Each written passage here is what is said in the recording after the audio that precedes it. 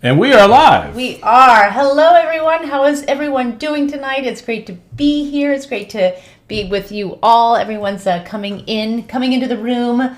Welcome. We're excited to be here. We just got back from our weekend in Delaware to be with Kevin's parents. That's where we celebrated the holidays. We celebrate Christmas. I believe we're close to the end of Hanukkah as well as we're in the midst of Kwanzaa. So, I mean, it's just a holiday fest. Yeah. To anyone who is stranded because of the epic historic winter storm that hit the entire country, I hope you are doing well. I hope you are safe. Clearly, it was a more dangerous storm than anyone anticipated. And if you were flying Southwest, I hope you're home because that clearly was an airline that...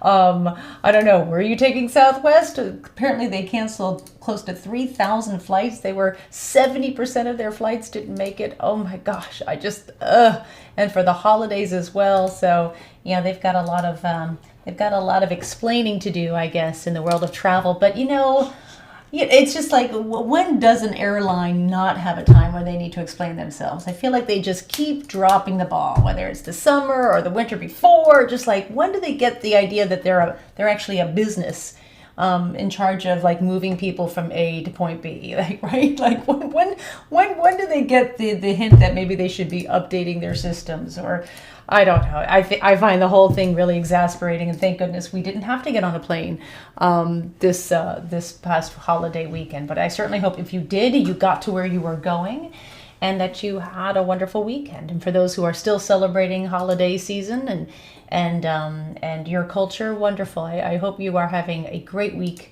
with your family, with your loved ones, your friends, doing being together, because we certainly had a lovely time with your parents and our kids, and it's just nice to relax. Your brother, my brother-in-law, my sister-in-law Terry, we had a really nice time, really easygoing time. Should we talk about our gifts? You know what's funny is that Kevin and I, even in the travel biz, we get a lot of swag, a lot of free stuff as well. We still give each other travel gifts. It's really high on our list, and I know. And so I thought it might be fun for you to know what we gave each other, because it's what's really important, right? The stuff that we actually spend money on to upgrade and to really give to someone, I feel has a big importance. Are you ready? Or he's clicking around. So yeah, something seems to be. I feel like we're having the same problem as 2 weeks ago, where our software is not seeing. I'm seeing loads of comments from people, and hi everybody, by the way. But unfortunately, this is last week. Unfortunately, when I click on the link that it's supposed to be showing us posts, there's nothing there. So we're going to have to figure that out in the meantime. Maybe they're on a Southwest flight. Maybe. That's true. Maybe whoever who had to switch on that Facebook Live, yeah. So I don't think we'll be able to pop up those super sweet comments. It's kind of a bummer, because we love seeing those. Let's see 2 comments here. David, I had asked David Dean if he could to send me a link to what he's posting on, because last time 2 different posts came up, and we were looking at one, right? Which had very few comments, and everybody else was in the other one that had all these awesome comments. So maybe David Dean could be our sort of delivery service. Yeah, well, if he sends me that link, which he just did, hopefully I can see those comments here. Hopefully. Yeah. Okay. So lots of people there. Jeff, Corey Lee's there. Corey's here. Great. Hello, yeah. Corey. Hi, Jeff. Carol's here. Happy holidays. Travis as well. Wonderful. Oh, there they are. Jeff, all there. Jeff, sorry. Jeff, I don't know. Like, we got to send something to Jeff because he's such a great fan. Something really nice. But back to gifts. So I just want to show what I got Kevin. This isn't product placement or anything. This wasn't anything meant to do this or affiliates where we make money. It's just kind of fun. We thought it was just fun. I got him the Theragun Mini. It's like one of the best massagers, and I guess it just like pounds you. Kevin is always a little tight around here. Yeah. So I actually don't know how you're going to use it on yourself, but you'll figure that out. That's not my thing. But it's a travel. So I guess there's the normal one, and this is the travel one. So that's great. And then Kevin got me. Want to pass it over? Yeah. If anyone saw my reels recently, I talked about chargers and how a really great gift for all travelers. are like to update whatever charger there is, because chargers just get better and faster and more powerful, and they charge your devices quicker. And that's really important when you travel, because sometimes you don't have 8 hours to charge anything. You've got like half that, 30 minutes or an hour. So I got that really cool charger that he showed me, and now I have the USB-C so I can charge my laptop, so that's great. And then this is a battery pack. When you see it online, it doesn't seem that large. It's like a bar of gold. It should be like in Fort Knox. Yeah. And so this is a battery pack. And not only can I store enough battery energy in this to charge all my devices, but my laptop as well. And I'm pretty sure my car, if we had. Yeah, so let me do the talking here. So, so the whole thing this is a really big battery. It's a lot of juice to it. But the thing that makes it kind of cool is that you can actually power a laptop from this, which is kind of a game changer. So that you can, in a pinch, run your laptop off this. It also takes in a lot of, you can put 140 watts into this, which means this massive thing will charge up in a few hours, which is cool. That's crazy. The other one we have is almost the same capacity, but it takes a day to charge it completely. Oh, this one? Yeah. This is my old one. Yeah. So this is like, I'm like I said, I always update. Well, he always updates because he's the tech guy. I'm just the face. But just the host. So you can charge your laptop off this, but 2 other devices while you're doing that, and it even has a little cool screen that tells you what's being charged and what capacity and how much, and it's really as nice. Things evolve, things get better. It's mine. Yeah. But I tell you, with the airlines just dropping the ball left and right, like how long we now have to be in airports, and do we get an outlet? Who knows? It's really good to have as much battery as you possibly can. I know I always carried this, which was big to start with, but I loved it. You feel just unstoppable when you have your own battery with you and lots of stuff. So I thought it was a great gift. Thank you very much. Again, I would be putting up all the smart-ass comments that are happening right now, but I can't. David Dean is asking if you could charge my fancy massager on that. And probably. Yeah, you definitely could. Yeah, absolutely. Yeah. Good thinking, David. Absolutely. Our friend Daniel Quitiero, we went through this last year, I think. He ordered a new charger after seeing your reel. Wow, thank you. Yeah. Thank you very much. Someone made I got a lot of posts like, why didn't you tag it? Why aren't you an affiliate? And I guess so. I just don't. Yeah, and I also don't need to send anyone to Amazon. I'm sorry. I just don't. I don't care. I just wanted you to have that information. So no, I'm not so hooked up on how to... and so for example, we're not going to tell you the brand. How about that? Oh, that's mean. Yeah, because someone's saying, some smart-ass person called Jeff Rumplick said, you're trying to get free stuff. No, we paid for that. No, we paid for that. And we're not sponsored by them or anything, so we're not going to mention the name of the company. So how about that? Oh, there we go. Yeah. It's about the worst marketing you could ever do. Yeah, it's not tell someone the brand. It's the Crayola crayon charger. Yeah. My first charger. So, this week we're featuring the lovely Genesee River Valley, which is really the county of Livingston, which is directly south of Rochester. And I am sure they got walloped with snow like everybody else.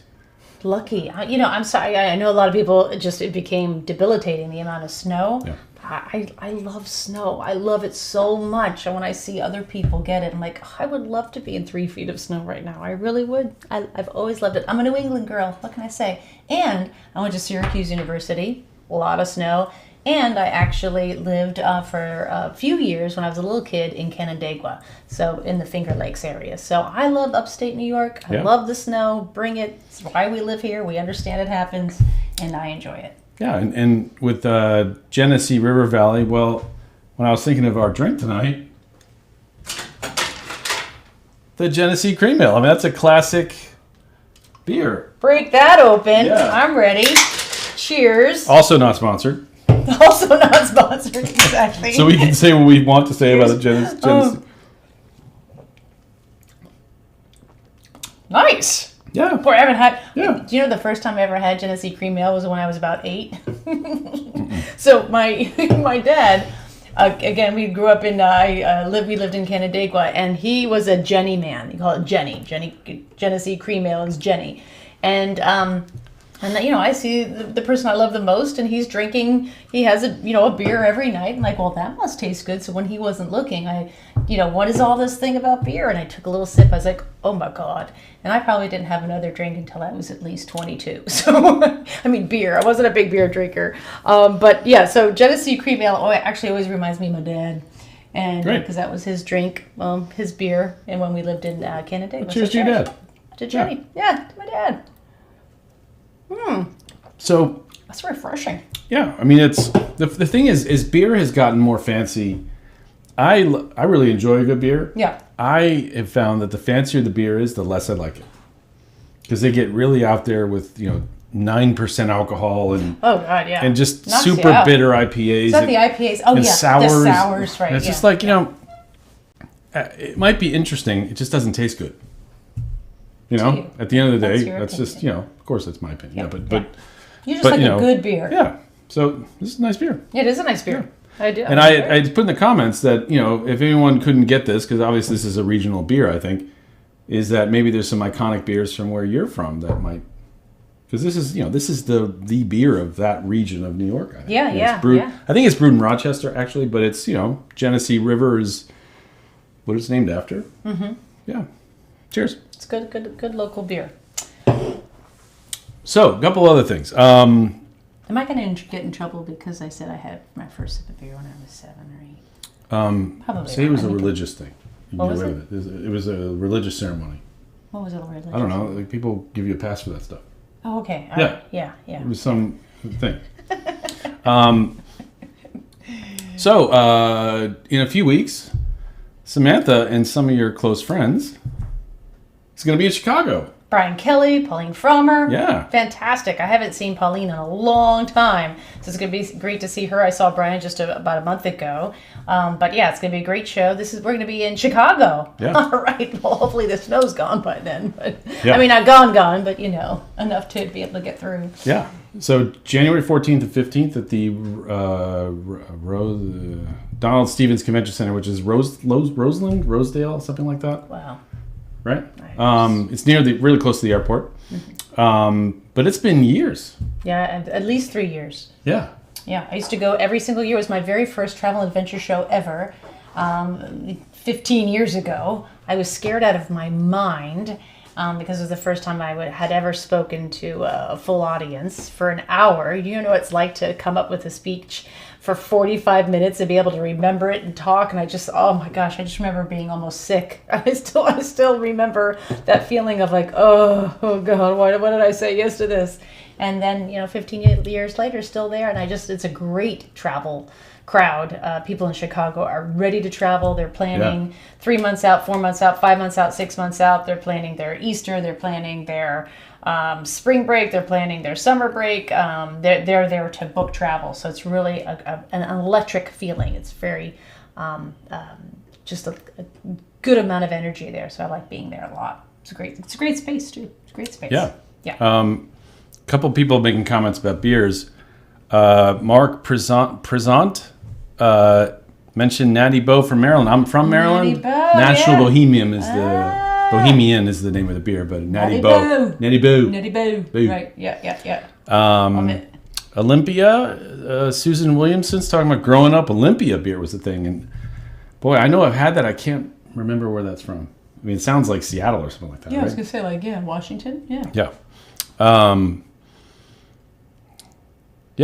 So anyway, Chicago, the 14th and 15th, I'll show that one more time. And then followed shortly up with the New York Travel Show, only January 29th, by the way. 28th, sorry. The Saturday, the 28th, at the Javits Center in New York. And then next weekend in D.C. Boy, we haven't been to the D.C. show in years either. Yeah, it's been a long time. And that's February 4th and 5th. Mm-hmm. Those shows are a lot of fun. Yeah. Yeah. Here's a question to the audience. Oh.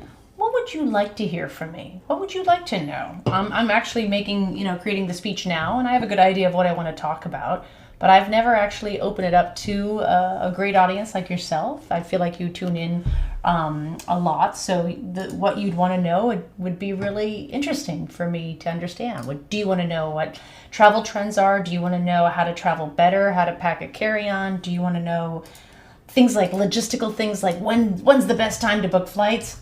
I actually don't know that. We just book them when we have to because we have to travel. Or like great destinations to go to. Of course, I'll be talking a lot about places to love and that really important subject. But I just, if there's things about travel that you feel like, gosh, I wish I knew more about that, or maybe my opinion of things on certain subjects within travel, put it out there. I'll write it down. I'd love to know. That's great. That's a great question. Yeah, nice crowdsourcing. We were right. Olympia beer brewed in Tumwater, Washington. Wow, nice. I never heard of that one. Wow. Colleen Casey, our great friend Colleen, I think that's cheating a little bit saying Anchor Steam is an iconic beer. It's a lovely beer, but that's a little nicer. Anchor Steam's a really nice beer. I think, when I say iconic, I mean like beer. Schaefer. Yeah. Working class local beer. Yeah. Like the father from Frasier. He'd sit on his, he'd sit on that chair and he would drink. Or Married with Children. I always remember Schaefer because my whole family grew up in Pennsylvania. Okay. The slogan was the one beer to have when you're having more than one. So, and I guess they can't say that anymore. I don't know. But yeah, so That's it was, good. one beer to have when you're having more than one. My sister Katie used to be a bartender at the infamous Hogs and Heifers, if anyone remembers that famous bar in the meatpacking district of New York City. She was one of the famous bartenders, and PBR was the beer to have. And then people would come in and ask for mojitos, and they would be like escorted out of the bar. It got ugly. Like, you want like people would actually come in and ask for cocktails. It's like you either had a PBR or a shot, and that's what you drank at this really rough and tumble bar that I think is now a John Varvatos. I think Pabst was Milwaukee. Pabst is Milwaukee. It was bought by some brand. Now it's brewed in LA or something like that. But, yeah. Anyway, iconic beer is great. Some of our. I'm gonna tell you, this is really nice. I like this a lot. And I'm not a beer drinker, so everyone's got some great comments. Okay. Carol Kane saying she always loved listening to your perspective on how travel has changed. Okay. Yeah, that's a good one. How travel has changed. Love it. Keep them coming. Regina Kotkowski saying your tips for being a single female traveler. Love it. Okay. And awesome packing tips. Daniel Quitiero says, always loved and never thought of travel tips like the hotel ironing board. That's yeah. My travel tips, yep. Yeah, traveling solo. I think we just did maybe it was just Instagram, but we had a post today about New Year's and resolutions and travel resolutions, and one of them I think people should absolutely put on their list is everyone watching right now should plan a solo trip. And I know a lot of you already do a lot of solo travel. I'm thinking of Colleen, who goes all over the world, who's fantastic, and I think traveling solo is the best thing you could ever do for yourself. I really do. No offense. But I just think there's just something about being alone and just the whole event, everything just being what you want, right? You have no other expectations except your own. You can go where the day takes you. And contrary to what might be a somewhat popular belief, women themselves are not in more danger because we're alone. I've never felt that. I feel like people actually look out for you. The actual opposite is true. And people kind of take you under their wing. And I think traveling solo, men, women, whoever you are, just do it because it's just wonderful. I think it's really changes your life. Okay, so there's great comments. Colleen asked another question, curious as to how you select a particular location to visit. That's a great question. I think that's one of the major things we've talked about so far. Yeah. But sometimes I like to be reminded, because I got to tell you, when I come up with these speeches and I'm talking, I'm like, oh, no one wants to hear that. So I love when people who are travelers themselves really want to know something. It just reinforces that, oh yeah, that is a great thing to talk about. So thanks, Colleen. Okay. Pat Fish is asking about how travel tips for people with disabilities. They'd love to visit Rome. Well, Pat, on this feed right now is one of the world experts of disability travel, Mr. Corey Lee. He's on. I'm sure he can wade in. Oh, he just did. Curb Free with Corey Lee is his Facebook handle. But no one knows that better than Corey. He's been everywhere. He's done everything. And he is going to be featured in one of our, should we even say it? No, yeah, come on. Kevin likes to be tight-lipped about these things. And I'm like, let's just tell the world. Go ahead. Corey's is featured in our Chattanooga, Tennessee episode. Corey, it's phenomenal. We literally just signed it off today. So it is now it's locked. Yep. That means, and now it goes to get colorized, the sound fix, whatever. But on our part, in terms of the editing, and it looks so great. So we had to send it to the bleeper to get all the Corey's swears bleeped. Oh, so many swears, Corey. Like a truck Why? He does. It didn't make sense. We're kidding, of course. That's totally a joke. kidding. That's a joke. Yeah. So, but speaking of this season, we didn't tease it up, but we got a little surprise for everybody. This coming weekend is not when the show starts airing, but the following weekend, basically the first full weekend of January, is when episode 1, which is Belfast, starts airing around the country. But this week, we want to kind of talk about the season in general, and we got a little bit of a surprise. We have the sizzle. It's a little 30-second promo that our editor David put together. We want to show it to everybody. Mm-hmm. Here we go. 30 seconds. Oh, wait. Wrong button. Boop. And boop. I'm Samantha Brown. For 20 years, I've been traveling the world. And the biggest lesson I've learned is that every destination, from a big city to a small village, has a soul. And there is an effort that goes into cultivating that soul, and that effort comes from the people. This is why I have a love of travel. And why these are my places to love.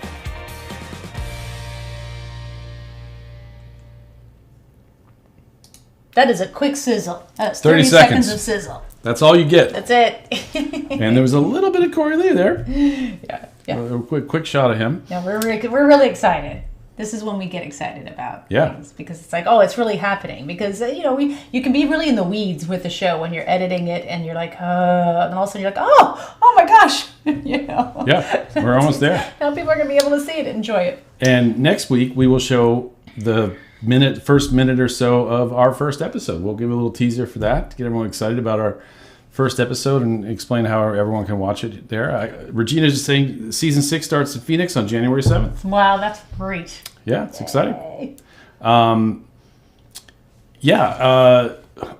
it is crazy. All this work. We started pre-production in February of last year.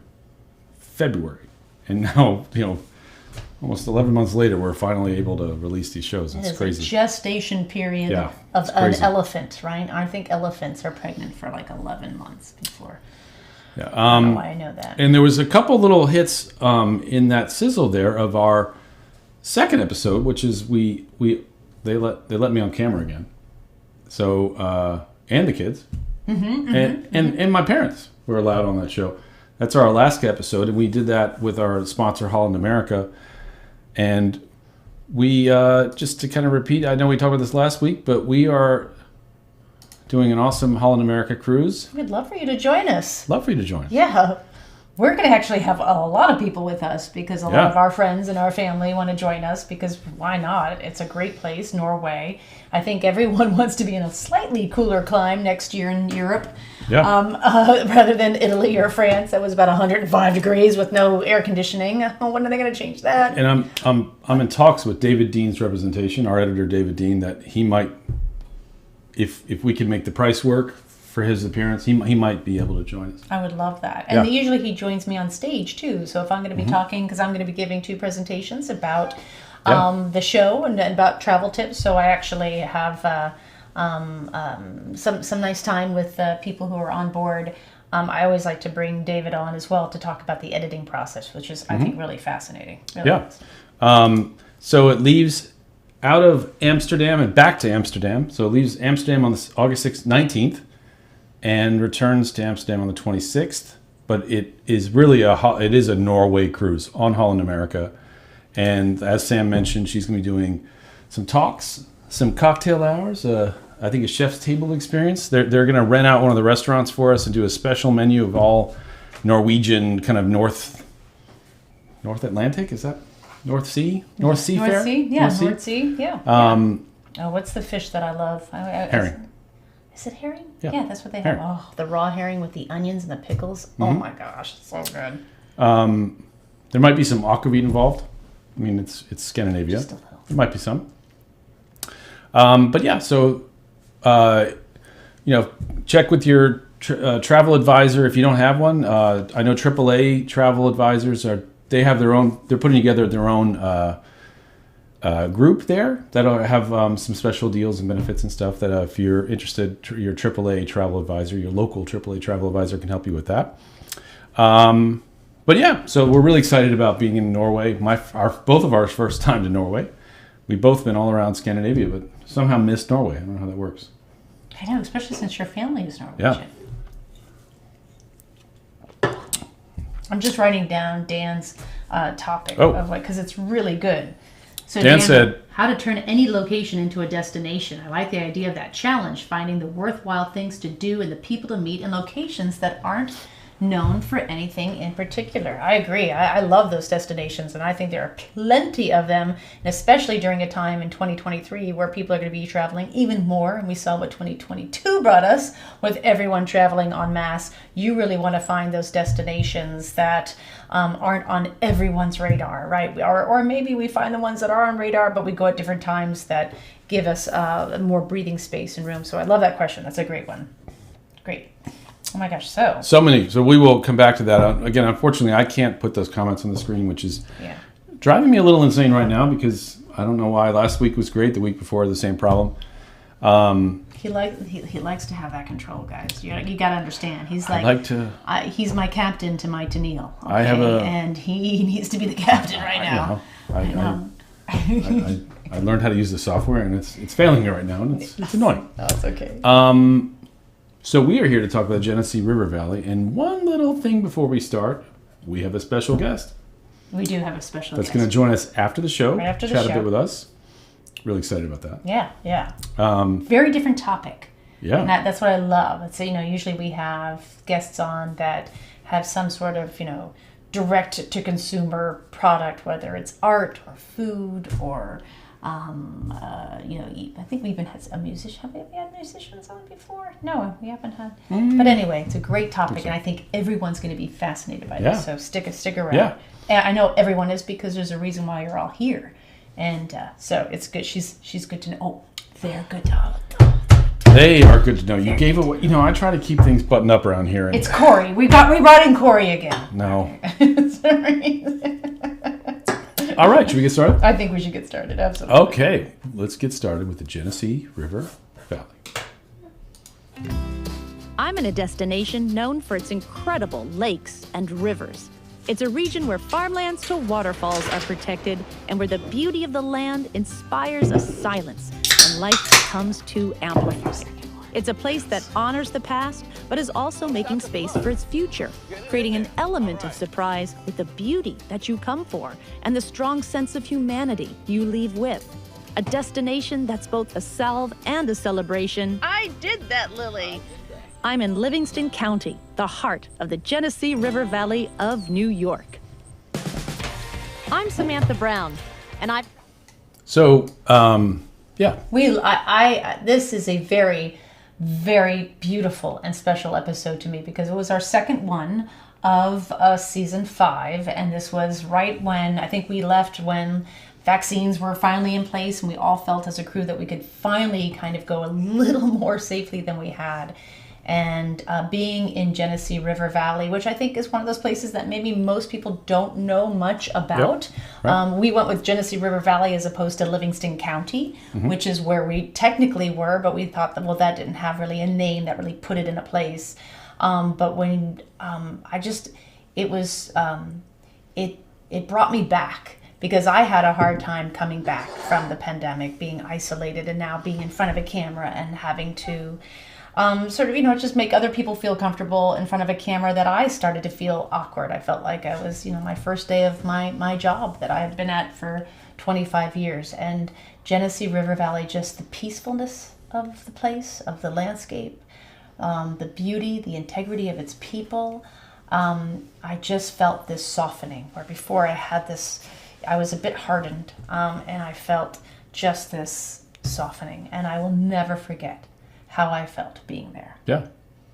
And, you know, we're talking over our sponsor spots, but again, we could not make the show without our sponsors. And this season we had Fort Myers, Fort Myers, and Rocky Florida. Mountaineer. Train travel is going to be a huge trend going forward because people just want to let something else take them through from place to place, maybe not a plane. But AAA Travel, and then Alma Waterways, who's been a sponsor with us in season 1. Season 1, day 1. Yeah. /live TV. The Genesee River Valley is located in the western part of the Empire State, New York. Even though it's located in the Finger Lakes region, I'll be spending time in the small towns closer to the Genesee River, which cuts through one of the country's most magnificent state parks.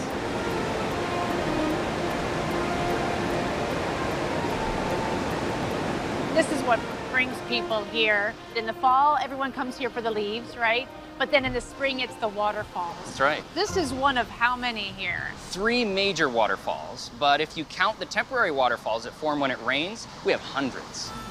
Sharing space with the waterfalls is a gorge so deep and sinuous that it gives the area the nickname Grand Canyon of the East. I have lived in the state of New York almost my entire adult life. Actually, my entire adult life, and I had no idea that this state park existed. And here, I mean, it's been on the map for how many?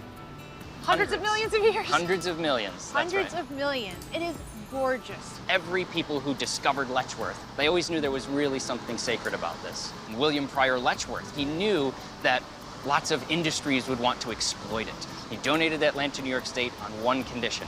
You cannot build a dam anywhere on that original 1,000 acres. And no one ever did. And that legacy of trying to conserve and protect this land and share with others as recreation land for all, that's what's really important to Letchworth State Park. And that legacy continues to evolve with a newly created walking trail that is specifically designed for inclusivity. I'm Gail Cerventi, and I am one of the 3 co-founders of the Autism Nature Trail at Letchworth State Park.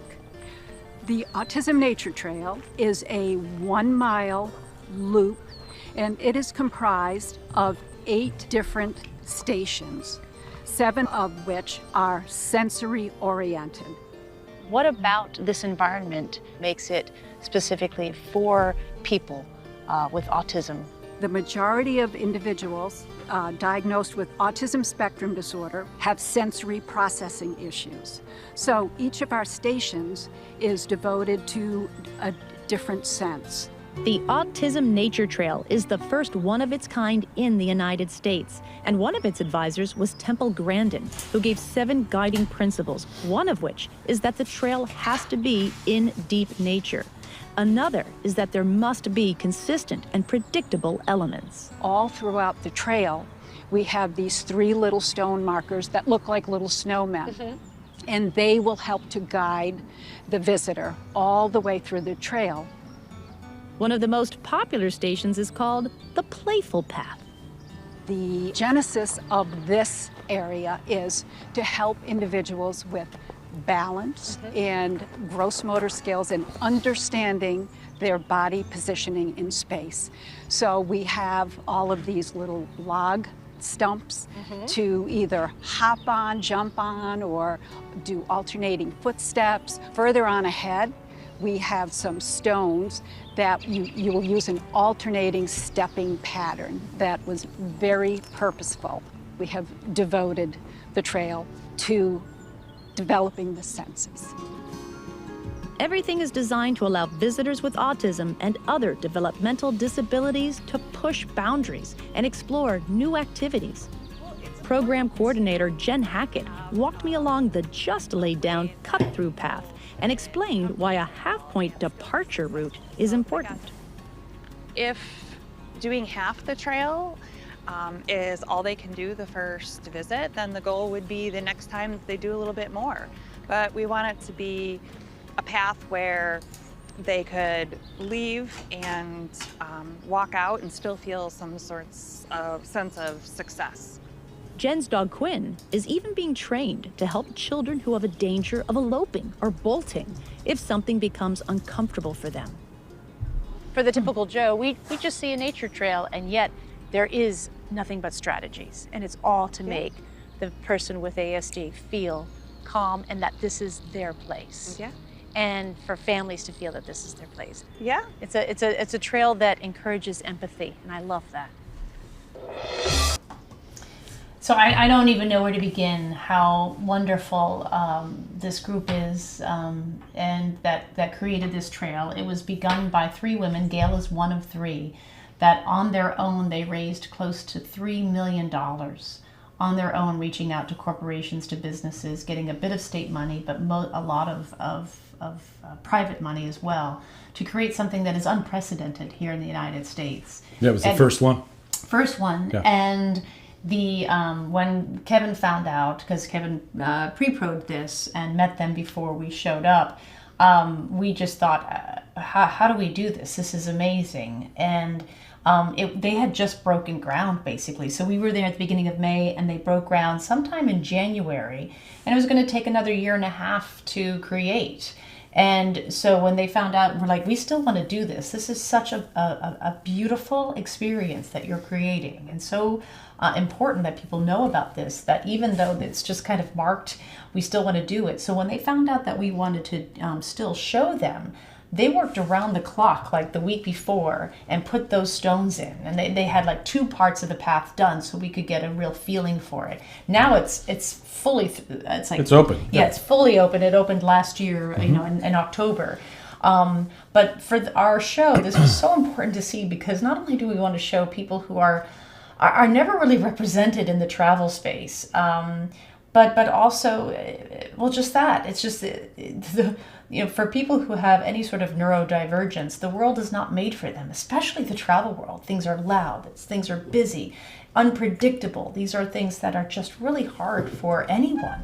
And then for families to have this space where they're the ones that this space is for. And not only is it the space for people with any sort of neurodivergence, not just children, but also for the rest of us who to understand, oh, that's something that they have a challenge. I had no idea. So now maybe when we see a child, as we think, acting out or having a meltdown, we're not so quick to judge, right? Because I do see that in having children myself. People are very quick to judge when children are having meltdowns, that they're either spoiled or they're not, being disciplined. And I just think that just having awareness of how other people think and how other people interpret the world is so important to us all in understanding. So it's inclusivity in a way that's rarely represented, and we just Gail Cervante is just one of the best people in this world, I think. Yeah. And Jen especially. Oh my gosh. So when I was scouting that show, so I'm there a month before we're filming, and there was just a lot of people there. So I had a chance to meet with a lot of different people that had some sort of involvement in the project, and I met her, and I met the dog, and it was just this talking about how this idea of elopement, that sometimes people just bolt. Yeah.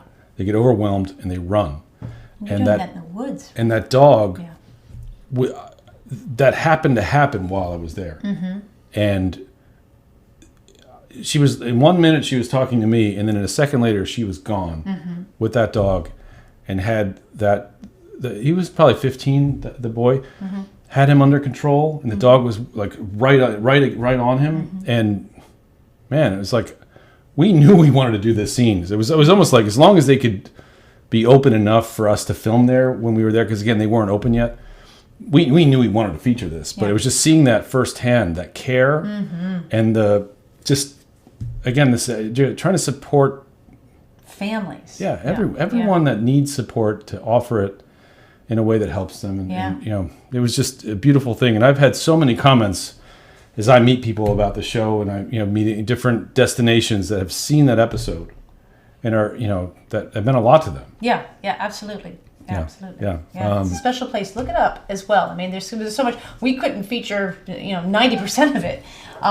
Just what they do, and all the pavilions that are about sound, pavilions that are about movement, creating things in nature. All those little ant trails. They had those statues.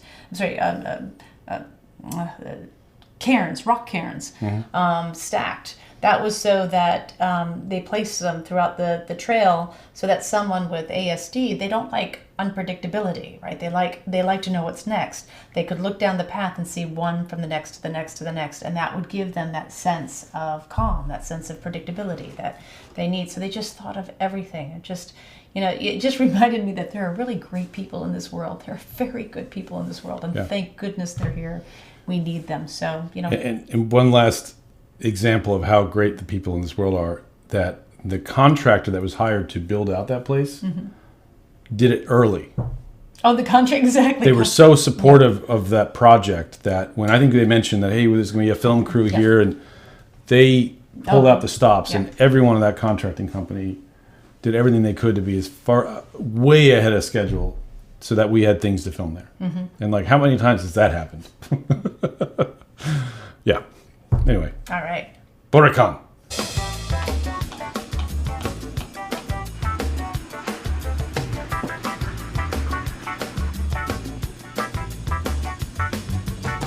So when did you first realize that you loved to cook? Like since I was a kid, I was always in love with the kitchen. It was my passion. I think that's why it always comes to having a place to cook. Mi nombre es Melanie Álvarez Santiago y soy originalmente de Puerto Rico. I moved here in 2017 into Livingston County. I have stood on mountains that were smaller than this plate of mofongo. This is one of the largest portions I've ever seen of your national dish ever. Us Puerto Ricans, it's very hard to serve little. We serve like a lot. Obviously, these seem to me like very traditional recipes. Were those recipes from your grandmother? Like, where does that begin? I can't say it's for one place because it's like a mixture of everything that I've been experiencing since I started cooking. So like the mofongo, for instance, it is a very traditional way that we want to always make it and keep it how it was from the beginning. So we use a pilon with a maceta, which is to smash it. It's a smash. Yes. Right? It's like that stone. Yeah, so we used like a wooden one. Okay. But then like a lot of people have upgraded their method to do the food, like they use blenders and things like that, and we want to keep it like the traditional way because I feel with the cultural historic side of it, it gives like that touch to it that you can't find with something that is made out of like with a blender, things like that. She finishes her mofongo with a broth, and it can be stuffed with pork, chicken, or shrimp. Melanie was able to fulfill her dream of opening a restaurant through an innovative county-wide competition called Dreamovate. Each year, 15 entrepreneurs are chosen based on their business plans and are awarded essential resources to make that dream a reality. She brought a new food experience to historic Mount Morris. It's still like a teaching restaurant. So we have a lot of customers that have never tried a plantain in their life. We teach every dish to the customers because we want them to know what they're eating and to know the history about it. So there has been definitely a lot of good feedback from customers that have never tried it, and then this is their first experience with that kind of food. So it is really good when you see a person that never tried your food and they like it. It makes my heart full of joy, definitely. Melanie is fantastic. In fact, it wasn't too long after the show aired that she moved into a larger space. I'm not saying because of our show, just she was so successful. And I love the fact that Livingston County has this Dream of Eight incubator where it's basically a business plan competition. It happens every single year, and they raise about $300,000 that go to many different small businesses to start new, exciting, forward-thinking businesses in the main on the main streets of Livingston County. And Melanie is one of the recipients, and I just loved she did exactly what that business competition wanted her to do and for her to bring, which is a breath of fresh air and some tropics and probably what is a totally now covered in snow area. Yes. Let's go get some mofongo. And somewhere in this world it's 82 degrees. Let's eat that food. You can imagine the emails she writes to her friends in Puerto Rico. Yeah, exactly. Why did you eat? But anyway, so if you're searching out her restaurant, she's now no longer on Main Street. She's right around the corner, but in a bigger space. So congratulations. And desire, and while you keep the body whole, shed forth your peace upon the soul. I'm Father Isaac Slater. I'm a Trappist monk at the Abbey of the Genesee near Genesee, New York. We're a cloistered and contemplative community, so that means that we stay in one place and we focus on the search for union with God. It's a life that's very structured and also very free and spacious at the same time. So the day is broken up into segments of prayer in church, and then times of manual work and private prayer and reading. Just looking around this landscape that I see with the pond and the farmland and these open vistas, that must play a really important part in terms of the contemplation that happens here and that ability to remain silent. Yeah, I think that's really true. You know, I lived in a large city before I came to the monastery, and you're constantly inundated by billboards, advertising, flashing lights, possible threats. The back of your mind is always scanning. You know, you're always on edge, but you don't really realize it until you come to an environment like this one, and you can finally sort of let your guard down, guard you didn't even know you were keeping up, and your pores spiritually kind of open, and you're able to relax and just settle into the experience of being alive at a whole other level. The monks are cloistered, but the public is welcome to visit. One of the most important ways the Abbey interacts with the community is through their monk's bread. It's sold across the United States, but all the baking is, of course, done right here. The bakery started right from the very beginning. Trappist monks are famous for working hard with their hands and supporting themselves by the work of their own hands. And often Trappist monasteries operate a bakery as we do, or they make beer or cheese or a product like that. I happened to be there when they were rolling out a new biscotti line. The almond coconut. Coconut orange. I love that as monks who are devoted to silence, you choose a really loud cookie. Like, But making a clamorous confection is just good business. The advantages to that is that we can better tailor that process to the limits of our monastic day. And it also has the advantage of being able to include some of the older monks who can't manage in the large commercial bakery, which is on a different scale. They can be involved and included in the packaging of the products and so on. So there's a little more flexibility also. You know, you can stop and start in a different way that you can't with baking fresh bread for the grocery market. We've all gone through this year, this pandemic that has changed everything. And we've all been sort of forced into isolation and contemplation.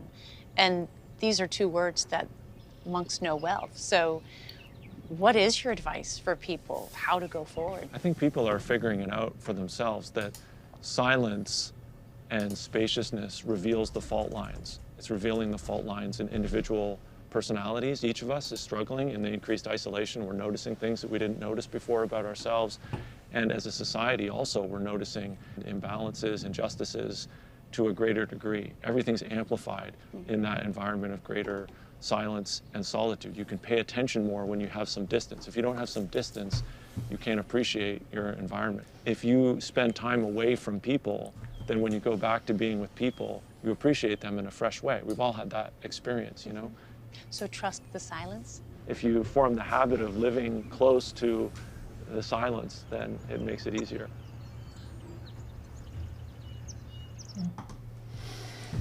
it was really, that was that moment that I let my guard down. It's like just talking to Father Isaac. It was really, really lovely. I just felt like again, like I said, the softening, and he was such a lovely person to be with. And he was such a lovely person, but also equally an amazing PR person. Yeah. He's a dynamo. If you can in a monastery, describe a monk that way, he was a dynamo. And just responsive and just, he's not like hired PR for them. He is a monk that has that role. Yeah. There was one point, Kevin, I don't know if you know this, where we were filming, and of course it's silent, it's quiet, but someone started farming. and they were probably a good, I don't know, like 1,000 feet away, right? We just saw them in the distance, just like, oh, there's that, and there was no way to tell him to stop. And so Father Isaac jumped on his bicycle, and there he goes with his like full robe on his bicycle up the fields to tell the guy, could you please stop for a while? And that was great. And the other great moment we had with Father Isaac is whenever we're putting together the show, we need to do room tone. So we need to record the sound of the outside, the room we're in, because maybe David Dean could say you could splice it in more. Yeah, So if there's like a room without anyone saying anything. Without anyone saying anything. Yeah. We need complete silence. And when we tell anyone we're doing that, it's really understandable. But if we tell, okay, we're getting room tone, we just need complete silence, okay? And they're like, yeah, okay. And they'll sit there and they go, so what are you guys doing after? You're like, oh, no, sorry. Complete silence. People, we don't know how to be silent. And so it was so wonderful when we were the whole team was there. We're like, Father Isaac, we're going to need to do room tone. He's like, yeah, well, what's room tone? He goes, we just need complete silence. And he was just like, okay. And he's like, nailed it. Yeah. So it was really great being with like a professional. Yeah. with just being completely silent. The other thing I found that was notable for me was that he mentioned the commercial bakery, the actual baked bread, not biscotti. Biscotti was its own little area. That's a full-on factory. Yeah. I mean, that is a massive. I mean, they sell bread all around New York State.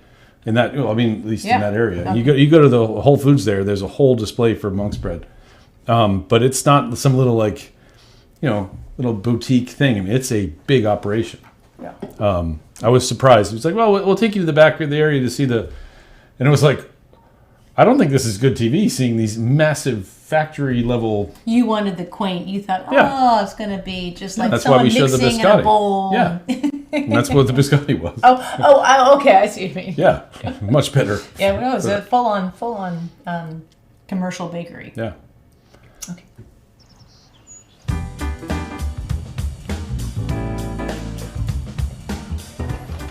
Sean Dunwoody is an artist and mural painter who believes that to make strong public art, you should involve the public. And what we're going to do here is we're going to go working on this wall. I'm glad you made it out today, so you're going to create what's going to be here for a long time. I'm joining Sean today to help the Livonia community paint a brand new mural. The town wanted to take an alley of cinder blocks and make it beautiful, so that something that was avoided now becomes a gathering place. It becomes one of those markers where you say, meet me at the flowers, please, meet me at the flowers. But earlier that day, I met him in the nearby town of Mount Morris to see one of his most elaborate and celebrated works, which centers on the original Pledge of Allegiance written by Francis Bellamy. He was from Mount Morris, and so in his original pledge, it did not have anything about the United States or anything about God, and he himself was a pastor, but he wanted everyone around the world to be able to have pride in their community, to be able to celebrate, and to celebrate by pledging allegiance to their flag wherever they may be. So the author of the Pledge of Allegiance wrote the pledge, and it didn't mention the United States? And it did not mention God, yes. Whoa. Yes, and that's why when I found out his original pledge that he had written, I asked the town, is that okay? I asked the village, is that okay if I actually put this on the wall? His own words. Yes, from the guy who, and they said exactly, I do hope it. So. Sean's strength in public art clearly comes from his strength in being a community leader. I never thought I'd be able to do this. Why did you think that? Why couldn't you ever do something like this? You're an artist, you create. Keep making it happen. That's what it's all about. You're awesome. Keep it going. Don't stop the flow. I'm sitting across the street and I saw the new family theater. And I figured that's what Mount Morris is about. It's about new families, it's about new birth. That's what this area has always been about. So that's why that marquee is there. And so when you look at this piece, it's really about the base of the Haudenosaunee, the indigenous people. We have the immigrants coming into Mount Morris, and then it's all in black and white. And as we see, it goes to color. And that's where we start to add the new faces that are here. So I literally took photographs of students and children who are in the neighborhood and put them in the wall. And I love that what that says. It says, okay, when you live here, sure there was history, And we need to be proud of history, but we are a part of the future, and that we're just as important as what started this town. We keep moving forward. We understand that we can't be divided. We have to be united if we're going to build a legacy, a town, and a future. Sean's amazing, and I don't know if we, because there's so much we had to cut out, because we were on a very busy intersection, like phenomenally busy, big trucks going by, and that's why he's talking loudly, because we're just trying to get through something before, if it's too loud, we have to stop. We can't. So, but one thing I think we had to cut was the fact his whole process is that he moves into the town like 2 months before he's even set to like trace anything on the walls, and just and then he has the newspaper say, hey, the artist is going to be here, come in and talk to him, and he just listens, and for 2 months he just listens to people of the town, and so it's never about what he wants to put on the wall or what he wants to make sure that people get out of this town, being someone from another place, because I think he's from Rochester, but he really wanted to listen to the people themselves. And I just think that's amazing. So shout out to him. Wow. Yeah, he had a lot of energy. I think when I met him, like he's awesome. Yeah, I mean, watching someone paint a mural isn't super exciting. No, it's so true. But like, I want you in the show. Yeah. And then we found out that they could do a thing with the whole, everyone painting. It's like, oh, that's way better. And why I laugh is that when an artist is really artists, their expression is their art. And so sometimes they're, in terms of being in person with them, maybe they're a little bit aloof, maybe they're quiet, maybe they don't really know how to verbalize something that, because they're pictorial, or just all these things. But Sean was like, holy mackerel, how does Hollywood know you are around here, Sean? But yeah, great guy. I'm at the Genesee Country Village and Museum, founded in Western New York in 1996. The village comprises of 68 structures from 11 different counties. The Genesee Country Village is the largest living history museum in New York State, with structures and exhibits ranging from pioneer cabins from the late 1700s through to the gaslit towns and homes from the dawn of the 20th century.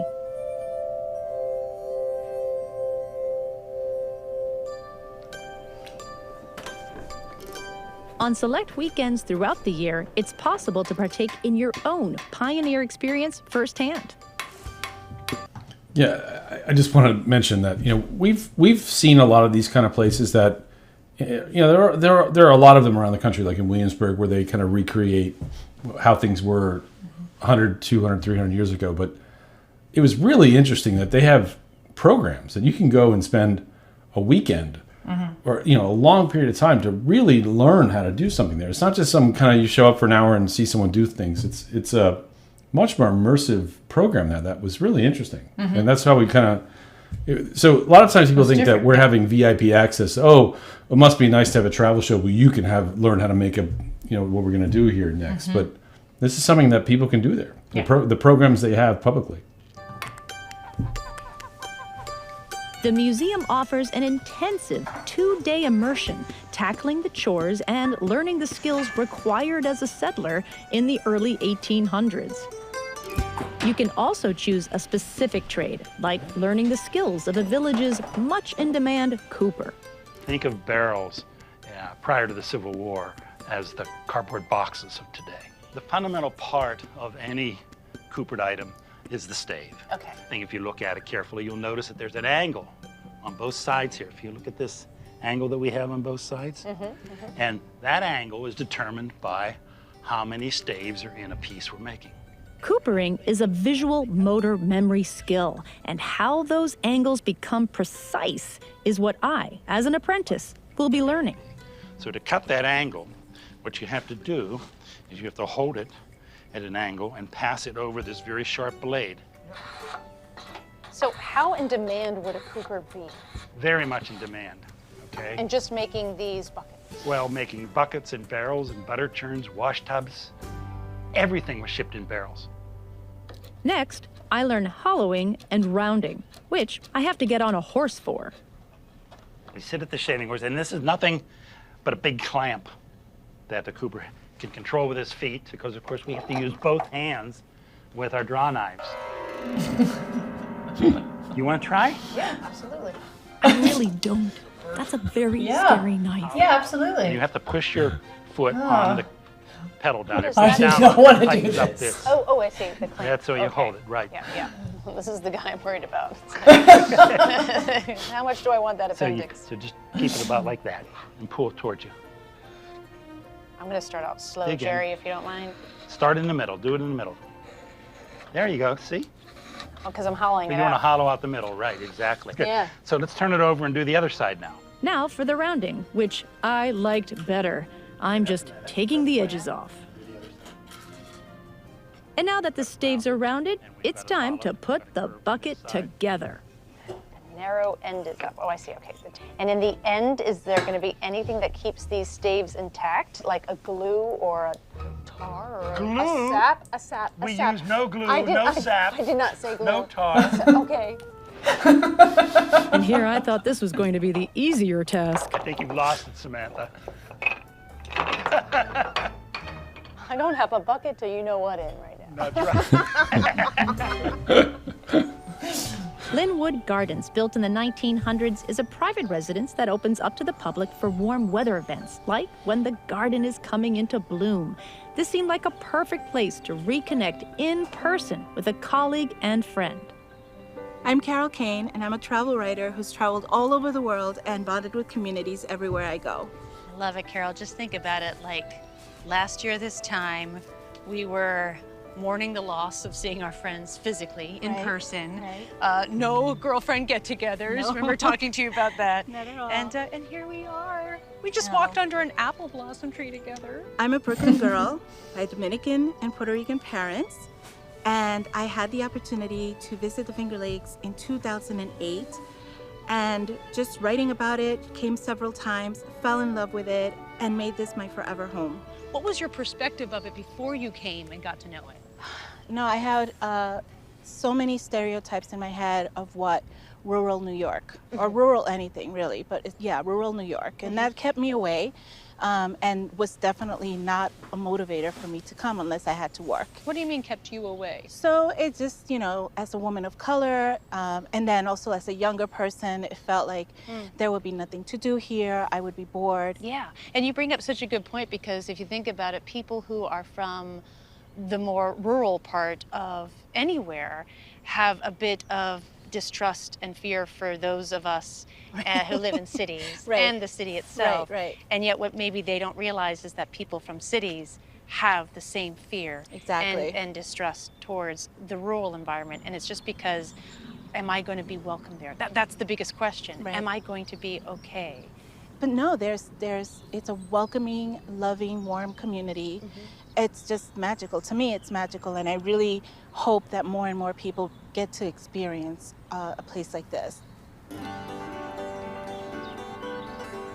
People coming to Livingston County and anywhere in the Finger Lakes will fall in love with the area for the same reasons that I did. There's a real sense of community here. There's a warmth. People like Melanie with her Puerto Rican restaurant helped to bring me back home and connect me with my culture. And little surprises like that you wouldn't expect. What most people will find really endearing is the element of surprise and, of course, all of the beauty. Now there's an urgency, there's a responsibility for people to get out into nature. We know that there are so many health benefits to being out in nature, and we believe our trail will benefit so many people. I think that visitors to the Abbey come away with a deepened sense of peace. It's a place of healing. There's a very special feel to this place, and the monks don't create that. We just inhabit that. That's something that comes from another level, and it's beautiful to be able to share that with people who come to stay with us, either just for the day or for an hour or two, or who come for a longer stay. Since I got here, I noticed that people has a lot of hospitality here. People that will treat you with welcoming vibes, like you are one of their own. It doesn't matter where you come from, it is a very welcoming place. When a destination inspires calm, when that calm leads to understanding, when that understanding brings people together, that is when we share a love of travel And that's why the Genesee River Valley in the state of New York is a place to love. It's a beautiful episode. It's always nice to watch these again after so much time. Yeah. Because we get so into it, we get in the weeds, and now that there's been time and space and just to watch it and enjoy and see the people again that we had such a good time with. Thank you for joining us tonight, because it's a really special episode for me. Definitely. Yeah, we were talking, as we're gearing up for season 7, starting to film it next year, just this idea that how do you want to feel after you watch an episode? And for us, this is just a beautiful episode. As we kept saying, yeah. I think I said it when I came back from scouting that show, yeah. And then when Sam came back from filming it, and just everything about it was just beautiful. The people, what they say, the you country. never know what people. You don't remember what people say to you, but you do remember how people make you feel, right? Yeah. And Genesee River Valley is. Yeah, and you had a photo. That's true. So this was my cameraman Michael Sita and Matt sound, and they were so happy. They're both from Long Island. Long Island, Jersey. Yeah. Long Island and New Jersey, and we were all meeting for a drink after because we were all done, and they were getting these great shots, and they're like, we were just going by, and it was the most beautiful sunset. And I was like, stop. And Michael's a very animated guy. Stop. And it was just like, he just wanted a picture of it himself. And as they were taking a picture of the sunset, they were lining it up, and all the cows came into the picture. And it was just like, all of a sudden they were just with the cows. And so why I wanted to show this to you is because when cameramen take time from just like getting from point A to B to actually get their own shots, that's when you know you are in a special place, when they are just like, whoa, that's beautiful. And I remember we were having a beer and we're talking, and he's showing us this picture and how beautiful it is. And I said, Michael, did you get that on the big camera? And he went, big camera, the video the big camera, the one that would be actually make the show.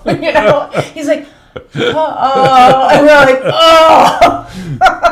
So he was just in the zone. So, you made a cameraman relax as well. So, we mentioned we have a special guest. Very special guest. And this person, I won't say the gender to give it away. It's a gender reveal party. Yeah. I already revealed it. Sorry.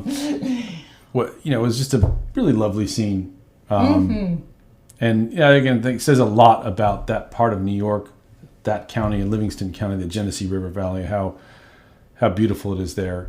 And we're going to bring in our special guest, and that is Miss Carol Kane. Hello. It's a girl. Oh, we're so proud. How are you doing, Carol? I'm great. Oh my gosh, just watching that episode again. I so many funny parts and so many beautiful parts. It's a beautiful place you live in. Yeah. Tell us how, because we saw you on green grass. It was probably a nice 67 degrees. How much snow do you have there right now? Not so much. We're not in Buffalo. We're we have a house by the lake, by Keuka Lake, and it's not as snowy, but it's snowy enough. It's white. We haven't had a white Christmas in a really long time, and certainly not in New York City. It's been tough getting snow downstate during the holidays. Anyway, it'll come. And this is one of the reasons why I love you. You're Dominican, Puerto Rican, but you love snow. You love snow just as much as I do. Yeah, I spent half my life in the States and the other half on a Caribbean island or two, and I could never celebrate the holidays, the winter holidays there, which is people are escaping to the islands, and I'm like, my family would actually fly from the Dominican Republic to New York City, and because we are all suckers with the cold and the whole thing, so yeah. Yeah, you want the whole package. Well, for everyone watching, Carol and we met a long time ago, I believe in Huntsville, Alabama, right? Was that our first meeting? We had like little meetings before, but I feel like you were speaking there, and But I've been a fan for such a long time, so. That's in my but head. so- We've been friends for a really long time. Exactly. But I started following you, and I really loved your perspective. I loved your voice that you had with your own social media, your approach to things, your approach to travel. And Carol owns Brave World Media.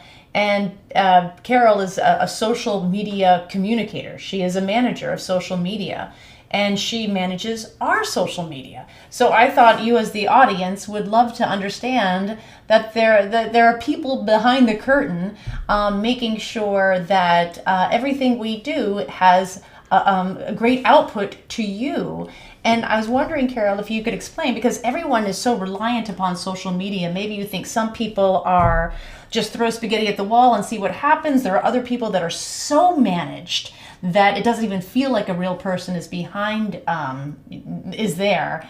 Carol is that phenomenal balance where she knows how I am. She'll write. She'll make sure the posts go out on time. But explain what you do, and maybe something that people don't understand happens in social media that as a communicator and a manager of social media that you do know. Well, I mean, I just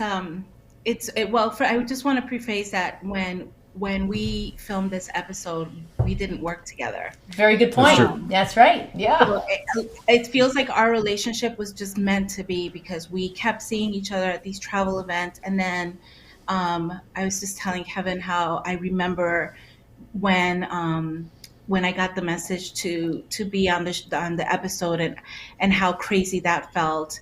And then we did the episode, and then almost like a few months later that year, the call to work with you, and how crazy that felt. Then getting the call to be here tonight, and how crazy that felt. So that's basically I think Carol needs one of these. Carol needs a Genesee Jenny Cream Ale. Finger Lakes wine. Ooh, what are you drinking? I'm drinking Vice. That's great. Oh, wow. That's the best one, right? Yeah. German man moved to Finger Lakes as well, fell in love with it, married a Finger Lakes lady.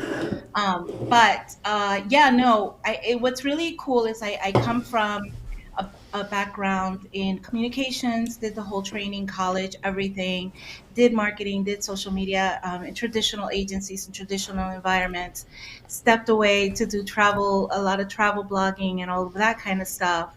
And then decided that I worked with a lot of agencies and a lot of brands, just like you guys do on a much bigger scale for the show. I had the opportunity to do that. And I was like, I feel like we could do this differently. I feel like when it comes to marketing and social media, when it comes to talking about travel or anything that's storytelling related, that it could be done in a way that's not so inauthentic and impersonal and sales pitchy. Yeah. And so that's why I started the brand not really thinking I would make any money off of it, and excited that I've come across people like yourselves who really are passionate about genuine storytelling. And I think that's why it works, and that's why that's what we're committed to as an agency. But that's why I feel like we're so fortunate to be able to work with you, because it helps us stay true to what we love, which is authenticity and genuine storytelling. And so even though we are managing your social media and we're managing all of that stuff, like, people should also know that you and Kevin are actively looking at things as well. And I'll get messages like, hey Carol, this happened, or hey Carol, this came up, or whatever. So it's not the messages. Cheers to that. No, but it's good, because a lot of people, they'll hire marketing people, or they'll hire social media people,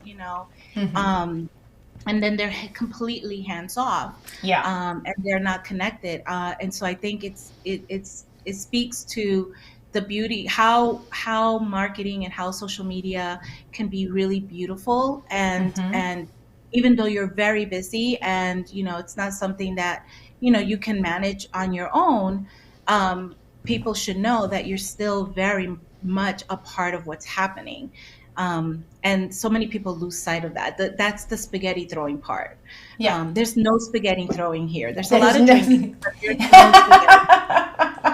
spaghetti. Very well said. Yeah, I agree. And I think there's, I mean, social media has become such a wonderful way to reach out to an audience that I would never have. So we know how important it is.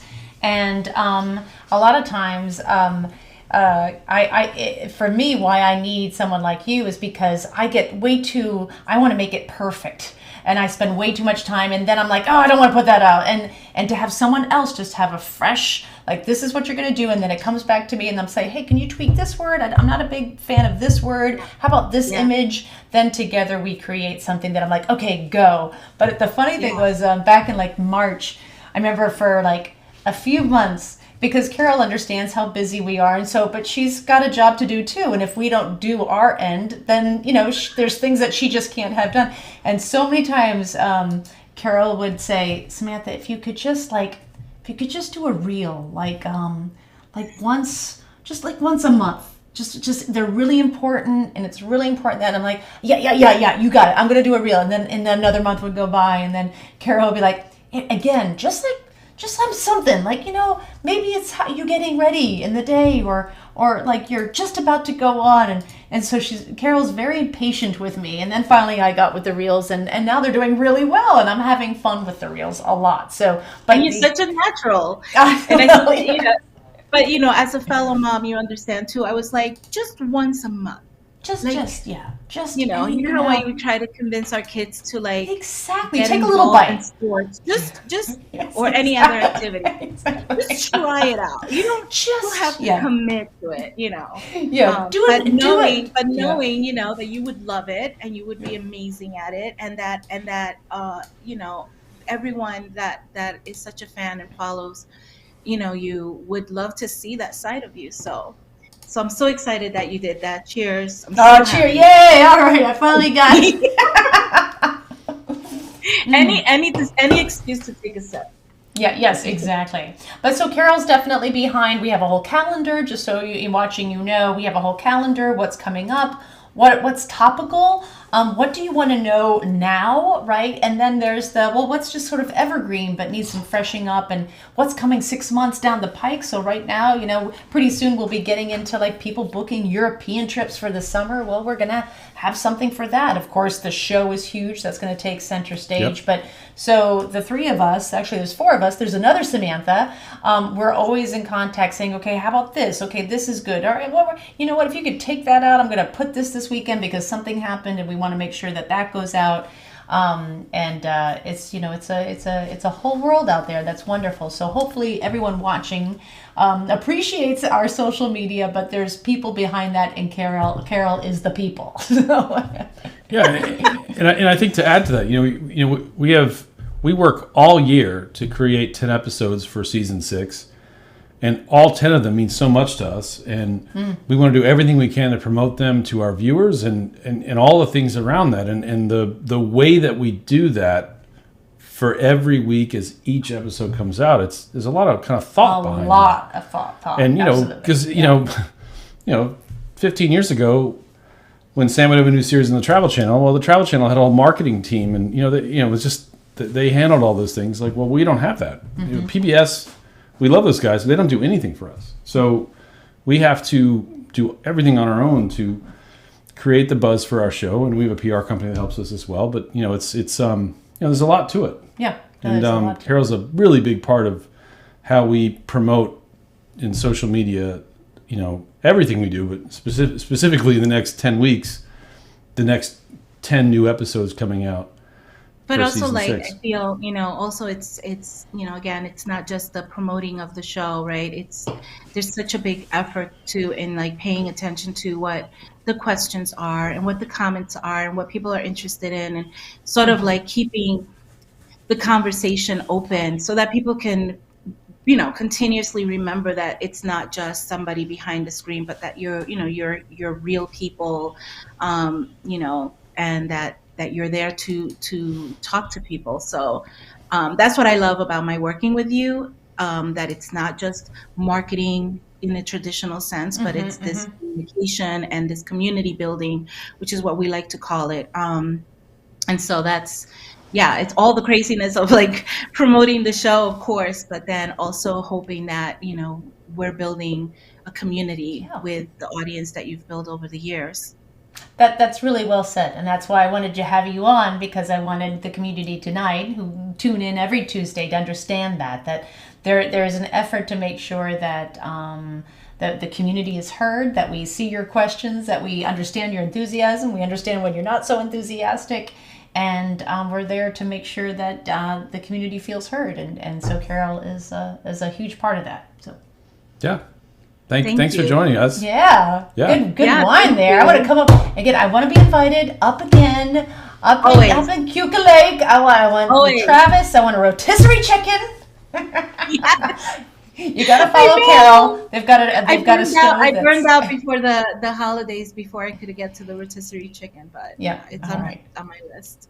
All right. Good. Carol, thank you so much. Thank you for sticking around. Thank you. Thank you so much, Carol. Good night, everyone. Good night. And again, everyone can find Carol at braveworld.media. It's actually not a .com or anything after it. It's just braveworld.media is her company website. And she creates a lot of her own travel content at Girl Gone Great travel content for upstate New York and the Finger Lakes. Yeah. You're a great Instagram. advocate for all of the counties of the Finger Lakes. Thank you so Right. much. Thanks again. Good night. Good night. All right. Wow. Oh, that was great. Yeah. Yeah.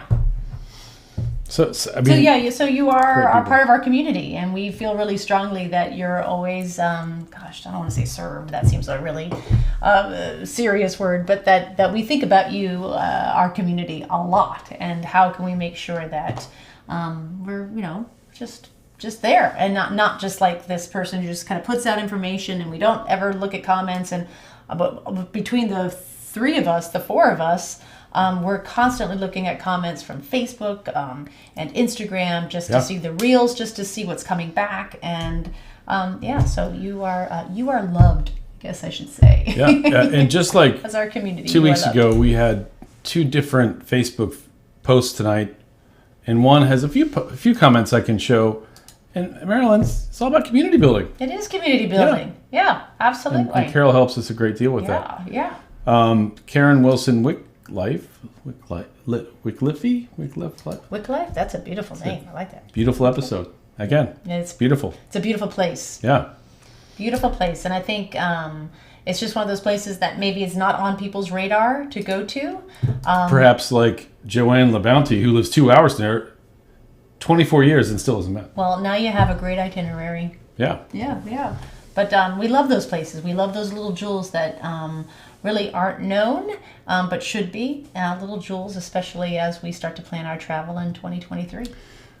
And speaking of 2023, the first comment, I don't know how he found it, but my brother, in regards to our cruise conversation, that's his big comment.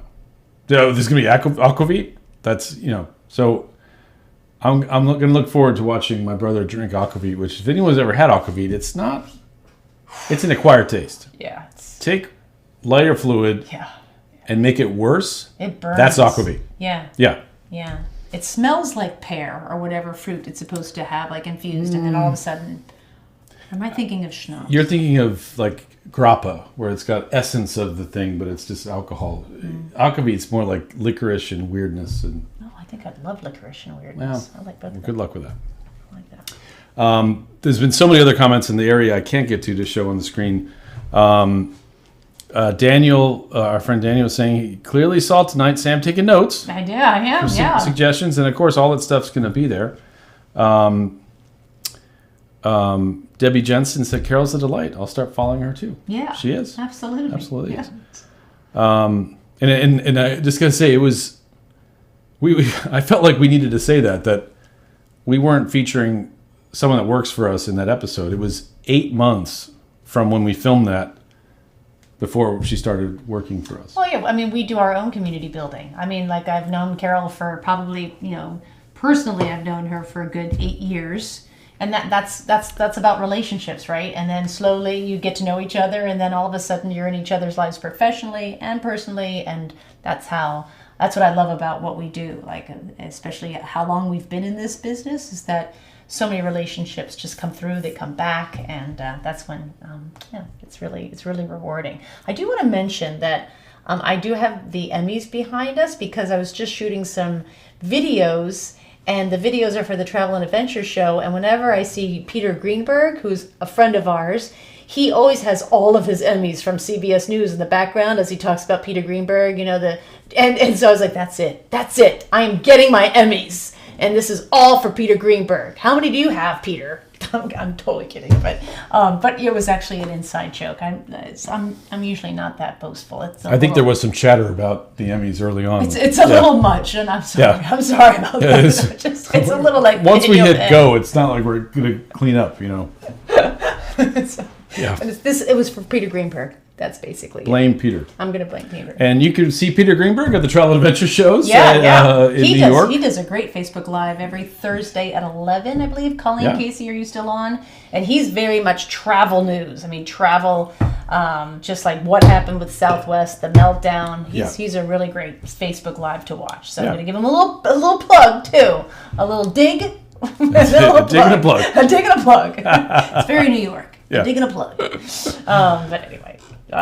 Lots of great comments. We'll try to answer them back after the fact. But licorice again, and weirdness. I can't pull them Sounds up. Like our staff meeting. I like that. Yeah, licorice and weirdness.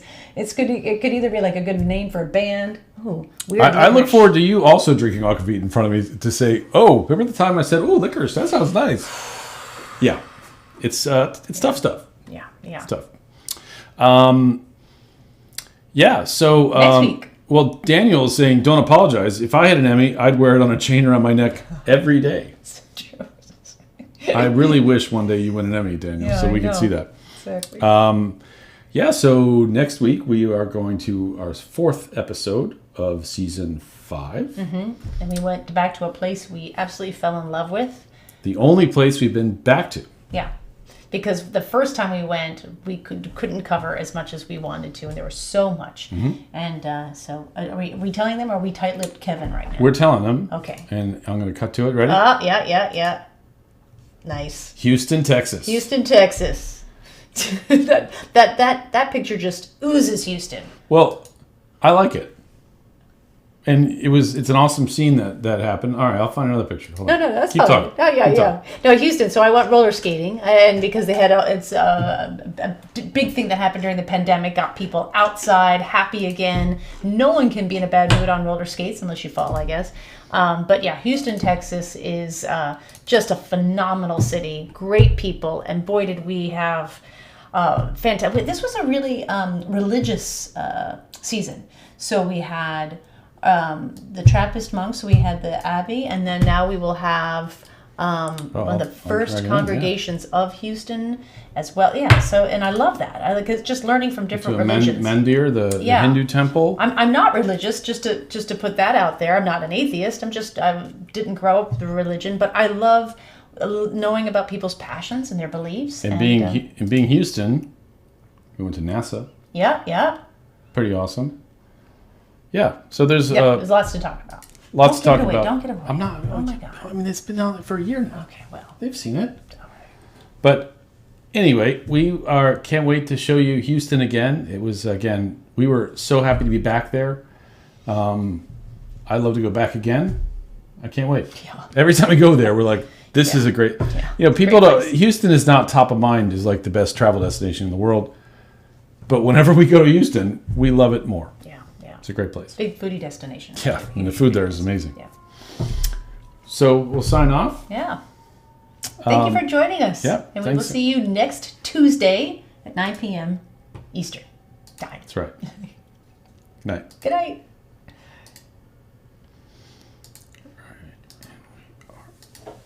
Clear. Up and down.